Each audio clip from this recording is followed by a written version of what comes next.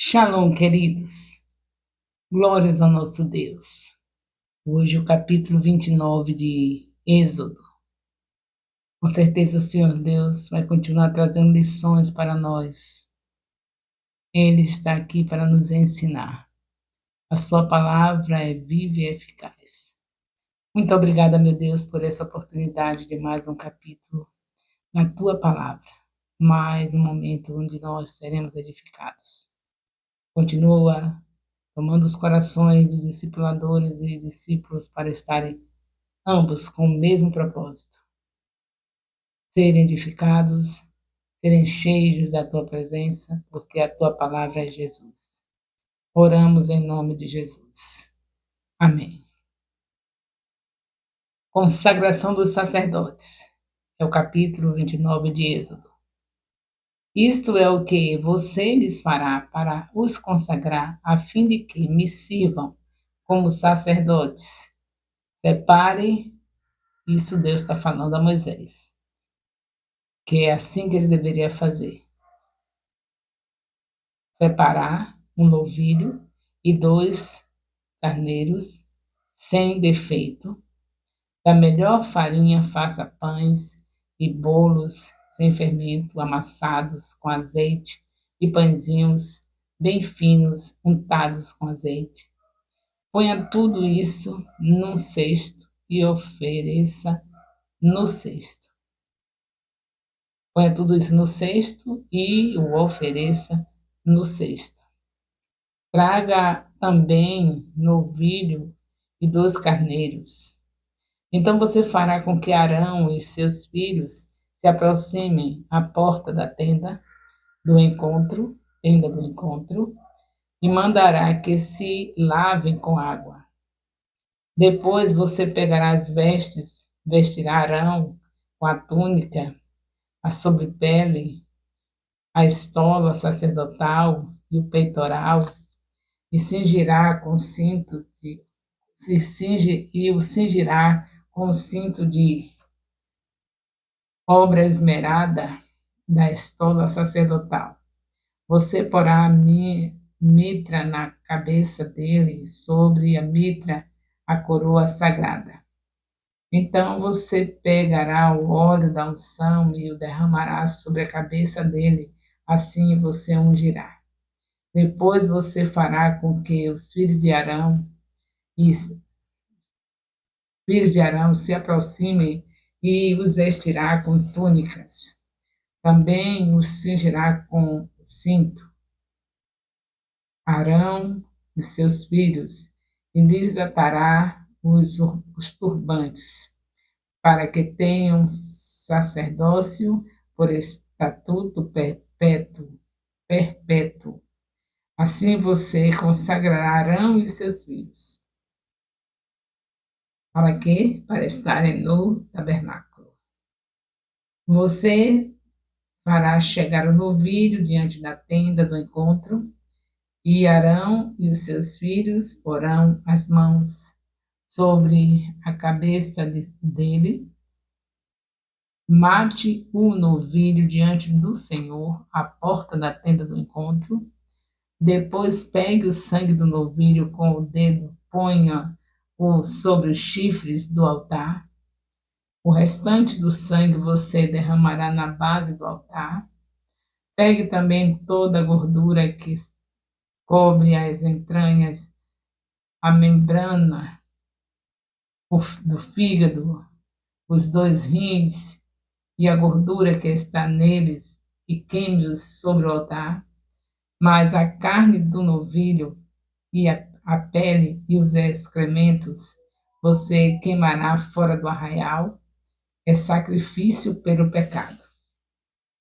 Esse tipo de sacrifício seria pelo pecado, pelo perdão dos pecados. Depois você pegará um dos carneiros, e Arão e seus filhos porão as mãos sobre a cabeça dele. Mate o carneiro, pegue o sangue e jogue sobre o altar, ao redor do corte, ao redor. Corte o carneiro em pedaços, e lavadas as entranhas e as pernas, coloque sobre os pedaços e sobre a cabeça. Assim você queimará todo o carneiro sobre o altar. É holocausto para o Senhor, de aroma agradável, oferta queimada ao Senhor. Depois pegue o outro carneiro, e Arão e os seus filhos porão as mãos sobre a cabeça dele. Mate o carneiro, pegue um pouco do sangue e coloque-o na ponta da orelha de Arão e na ponta da orelha de seus filhos, bem como sobre o polegar da mão direita deles e sobre o polegar do pé direito deles. O restante do sangue você jogará sobre o altar ao redor. Então pegue um pouco do sangue sobre o altar e um pouco do óleo da unção e faça a expressão sobre Arão e suas vestes e sobre os seus filhos e as vestes de seus filhos com ele, para que ele seja santificado e as suas vestes e santificado e as suas vestes e também seus filhos e suas vestes, as vestes dos seus filhos com ele. Depois retire do carneiro a gordura, a cauda gorda, a gordura que cobre as entranhas, membrana do fígado, os dois rins, a gordura que está neles e a coxa direita, porque é o carneiro da consagração. E pegue também um pão, um bolo de pão azeitado e um pãozinho de massa bem fina, do cesto dos pães, sem fermento, que estão diante do Senhor. Ponha todas essas coisas nas mãos de Arão e dos filhos dele, e, movendo-as para frente e para trás, ofereça-as como ofertas movidas diante do Senhor. Depois pegue todas as coisas das mãos deles e queime-as entre o altar. É holocausto para o Senhor, de aroma agradável, oferta queimada ao Senhor. Pegue o peito do carneiro, da consagração de Arão, e movendo para frente e para trás, ofereça como oferta movida diante do Senhor. E esta será a porção que fica para você. Consagre o peito do carneiro, peito da oferta movida e a coxa da porção que foi movida, a qual se tirou do carneiro da consagração, que é de Arão e de seus filhos. Isso será a obrigação perpétua dos filhos de Israel, devida a Arão e a seus filhos, por ser porção do sacerdote, oferecida da parte dos filhos de Arão, dos sacrifícios pacíficos, é a oferta que eles fazem ao Senhor. As vestes santas de Arão passarão a seus filhos depois dele, para que serem ungidos nelas e consagrados nelas. 7 dias as vestirá o filho que for sacerdote em seu lugar, quando entrar na tenda do encontro para ministrar no santuário. Pegue o carneiro da consagração e cozina a sua carne no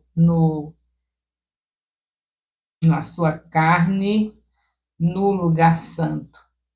E Arão e seus filhos comerão a carne desse carneiro e o pão que está no cesto, à porta da tenda do encontro, e comerão das coisas com que for feita a expiação para consagrá-los e para santificá-los. O estranho não comerá delas, porque são santas. Se sobrar alguma coisa da carne da consagração, ou pão, ou do pão, até pela manhã, queime isso que sobrou, não se come, porque é santa. Assim, pois, você fará com Arão e seus filhos, conforme tudo que eu ordenei a você durante 7 dias. Você os consagrará também cada dia. Prepare um novilho como oferta pelo pecado, para as expiações. e você purificará o altar fazendo expiação por ele, mediante oferta pelo pecado, e você ungirá para consagrá-lo. Durante 7 dias você fará expiação pelo altar e os consagrará, e o altar será santíssimo. Tudo que tocar nele, tocar será santo, e o que o tocar será santo. Estou lendo o capítulo 29 de Êxodo. E aqui nesses últimos versículos está escrito, subtítulo, as ofertas contínuas. Isto é o que você oferecerá sobre o altar: 2 cordeiros de 1 ano, cada dia, continuamente, cada dia. Ofereça um cordeiro de manhã e outro no crepúsculo da tarde, continuamente. Com um cordeiro, ofereça 2 litros da melhor farinha, amassada com 1 litro de azeite batido, e para a libação 1 litro de vinho. O outro cordeiro você oferecerá ao pôr do sol, com uma oferta de cereais, e a libação da manhã de aroma agradável, oferta queimada ao Senhor.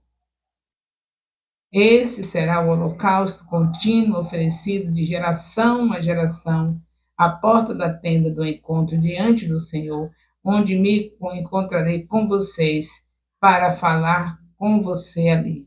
Ali verei os filhos de Israel, para que por minha glória sejam santificados. E consagrarei a tenda do encontro, o altar. Também santificarei Arão e seus filhos, para que me sirvam como sacerdotes. E habitarei no meio dos filhos de Israel, e serei o seu Deus. E saberão que eu sou o Senhor, seu Deus, que os tirou da terra do Egito para habitar no meio deles. Eu sou o Senhor, o Deus deles. Aqui nós encerramos a leitura do capítulo 29 de Êxodo, e vocês veem aqui que o Senhor está falando tudo continuamente, continuamente, perpétuo, é para fazer perpetuamente, perpetuamente. O que é que nós entendemos por isso? De gerações e gerações, geração e geração. E aqui nós estamos vendo que nós estamos bem no início, para chegarmos até Jesus, a chegada de Jesus. O tempo perpétuo aí, esse tempo da primeira aliança, era toda, essa primeira aliança toda desse jeito, só apontando Jesus, e cada coisa que se fazia era para ser perpétuo no sentido até a chegada dele. Porque quando ele chega, ele transformou a história em duas: antes de Cristo e depois de Cristo, perpétuo a perpétuo, tudo era perpétuo, tudo era continuamente, tudo era desse jeito, a recomendação, até acabar esse tempo e entrar um novo tempo. Não esquecer que Jesus Cristo, ele dividiu a história em duas. Quando você vê perpétuo, então você pensa que hoje você vai continuar matando cordeiro, vestir com aquelas roupas sacerdotais e ter esse ritual todo que tem aqui, porque diz perpétuo, perpétuo é para sempre, continuamente, perpétuo. Pois é, mas não se esqueça que encerra o antes de Cristo, para começar agora o depois de Cristo. Então, perpétuo, esse tempo todo, até chegar Jesus, é o perpétuo aí. Nós vemos o apóstolo Paulo falando, esclarecendo que acabou. Tudo isso acaba em Cristo. Era para apontar Cristo. Cristo chegou, acabou. Então, nós não temos mais que ter esses rituais todos que tinha aqui. Tudo isso acabou dessa primeira aliança, quando Cristo chega. Não se esqueça, Jesus veio para começar uma nova história. O perpétuo aqui até ele chegar. Tudo termina desses rituais quando ele chega. Agora, o ritual Foi ele que fez lá na cruz do Calvário, de uma vez por todas, o sangue derramado, não tem mais cordeiro para derramar sangue, ele já veio, já derramou. Como é que o nosso Deus mandar o seu filho para dar o seu sangue e a gente continuar matando o bichinho e fazendo esses rituais todos? Era isso que Paulo estava o tempo todo falando, porque muitos dos judeus, eles se acostumaram com esses rituais todos, era errando aqui, era errando acolá, pecando, ofendendo a Deus, mas eles sabiam que estava muito bom aquele negócio, estava muito acomodado deles chegarem lá com o cordeiro, e matarem, e depois ir confessar o pecado ali, estava muito bom. Não foi? Eles estavam achando muito bom, se acostumaram com isso. Se acostumaram tanto que não reconheceram tudo que está falando aqui é Jesus, eles não reconheceram. O Senhor está nessa trajetória o tempo todo, fazendo tudo que faz aqui é para lembrar a vinda de Cristo, para lembrar a promessa de Gênesis 3,15. E eles se perderam, ficaram religiosos. É o que muitos hoje são, que nós somos. Chegamos no templo, o ritual para a gente é chegar no templo domingo, já olhando para o relógio, que hora vai terminar esse culto, e depois vir para casa e passar a semana toda numa vidinha sem compromisso com Deus. O compromisso com Deus é um lugar secreto. Mas o nosso compromisso com Deus é aquele momento que a gente veste a roupa e vai ao templo e acabou. Isso faz parte. O Deus, nosso Deus, diz que não é para se apartar da congregação. Hebreus, capítulo 10, 25. Então, não é para ir para a congregação. Ir à congregação, aos cultos, não é religiosidade.